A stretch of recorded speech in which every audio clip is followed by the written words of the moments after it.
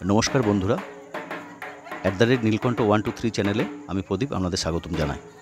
और 12 मासे 13 पर्वणेर मध्य এই নীলকণ্ঠ পুজোও একটা অন্যতম গুরুত্বপূর্ণ একটা পুজো। সেই নীলকণ্ঠ পুজোর কিছু ঝলক আপনাদের আমি দেখাতে থাকব। চলুন শুরু করা যাক। এখন বাড়িতে যেটা এসেছে এটা হচ্ছে বানেশ্বর। বান রাজা ছিল সবথেকে বড় শিব ভক্ত, তারই অনুসারে এটা হয়েছে। দেখুন বাড়িতে এসে এভাবেই ভক্তরা শিবের পুজো নিয়ে যাচ্ছেন। নীলকণ্ঠ অর্থাৎ শিব পুজো বললেই কিন্তু মা নর্মদার কথা আসবেই। আপনারা হয়তো অনেকেই জানেন নর্মদা লিঙ্গ, বা হয়তো অনেকেই জানেন না। আজ আমি কাটোয়া শহরের মধ্যে একটি নর্মদা লিঙ্গ আছে, যেটাকে আপনারা দেখতে থাকবেন। চলুন কিছুটা নর্মদা সম্বন্ধে আপনাদের কিছু জানিয়ে রাখি। মাতা নর্মদার উদ্গমস্থল হলো অমরকণ্টকের মেকল পর্বত, এবং সেখান থেকে সৃষ্টি হয়ে গুজরাট এবং মহারাষ্ট্র হয়ে আরব সাগরে পড়েছে।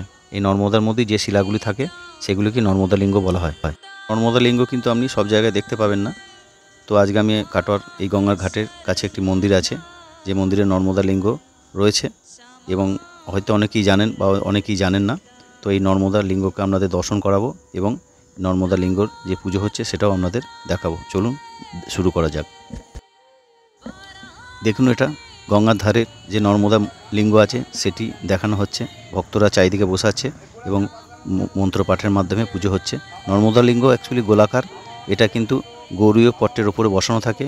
পার্থিব লিঙ্গ যে একসঙ্গে যে হয় সেটা কিন্তু থাকে না। এই উপরের অংশটা হচ্ছে গোলাকার। দেখুন খুবই মসৃণ, এবং এই পুজোর করলে, নর্মদা লিঙ্গ পুজো করলে কিন্তু আপনার 100 কোটি গুণ বেশি কিন্তু পুণ্য লাভ হয় পার্থিব লিঙ্গর চেয়ে। দেখুন ভালো করে দর্শন করুন নর্মদা লিঙ্গ। হর হর মহাদেব।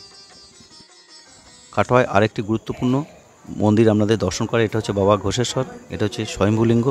বাবা আপনি থেকে সৃষ্টি হয়েছে। কাটোয়াবাসীর কাছে একটি খুবই গুরুত্বপূর্ণ জায়গা।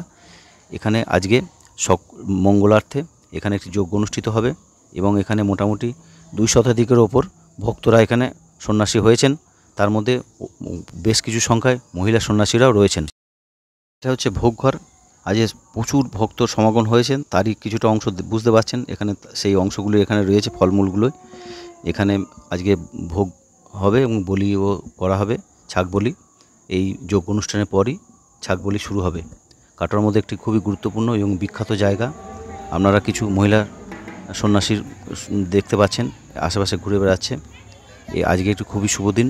সেই শুভ দিনে আমার নীলকণ্ঠ চ্যানেলের তরফ থেকে আপনাদের সকল ভক্তদের বা সকল দর্শনার্থীদের, সকল শ্রোতা বন্ধুদের জানাই আন্তরিক প্রীতি ও শুভেচ্ছা। আপনাদের সারা বছর এবং নতুন বছর আপনাদের খুব ভালোভাবে কাটুক, আন্তরিকভাবে সেটাই চাই। হর হর মহাদেব, হর হর মহাদেব, হর হর মহাদেব।